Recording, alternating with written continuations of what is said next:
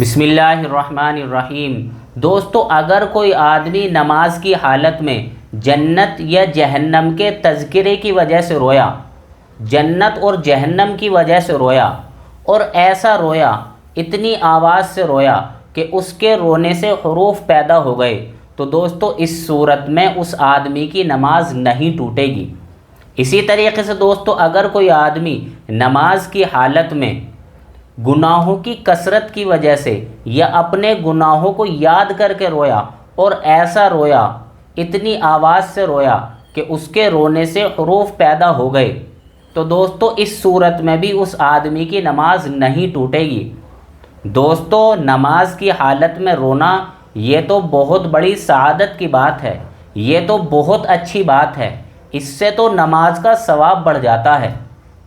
اور دوستو، اگر کوئی آدمی نماز کی حالت میں دکھ، درد یا تکلیف کی وجہ سے رویا اور ایسا رویا، اتنی آواز سے رویا کہ اس کے رونے سے حروف پیدا ہو گئے، تو اس صورت میں اس آدمی کی نماز ٹوٹ جائے گی۔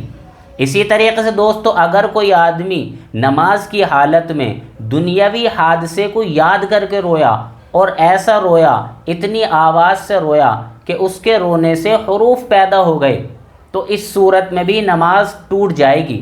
لیکن دوستو، اگر کوئی آدمی دنیاوی حادثے کو یا اسی طریقے سے دکھ، درد، تکلیف کی وجہ سے رویا اور ایسا رویا کہ صرف اس کی آنکھوں سے آنسو نکل رہے تھے، وہ آدمی آواز سے بالکل نہیں رویا اور نہ ہی کوئی حرف پیدا ہوا، تو اس صورت میں اس آدمی کی نماز نہیں ٹوٹے گی۔ تو دوستو، بتانے کا مقصد یہ ہے کہ اگر کوئی آدمی جنت، جہنم یا اپنے گناہوں کے کثرت کی وجہ سے رویا اور حروف بھی پیدا ہو گئے، تو اس صورت میں نماز نہیں ٹوٹے گی۔ اور اگر کوئی آدمی دکھ، درد، تکلیف کی وجہ سے یا دنیاوی حادثے کی وجہ سے رویا اور رونے میں حروف پیدا ہو گئے، تب تو نماز ٹوٹ جائے گی۔ اور اگر حروف پیدا نہیں ہوئے، صرف آنکھوں سے آنسو جاری ہو گئے اور آواز بھاری ہو گئی، تو اس صورت میں نماز نہیں ٹوٹے گی۔ باقی رہی بات وضو کی، تو دوستو وضو کسی بھی صورت میں نہیں ٹوٹے گا، کیونکہ دوستو نماز میں رونا یہ ناقض وضو میں سے نہیں ہے۔ اللہ تعالیٰ صحیح سمجھ کی توفیق نصیب فرمائے۔ وآخر دعوانا ان الحمد للہ رب العالمین۔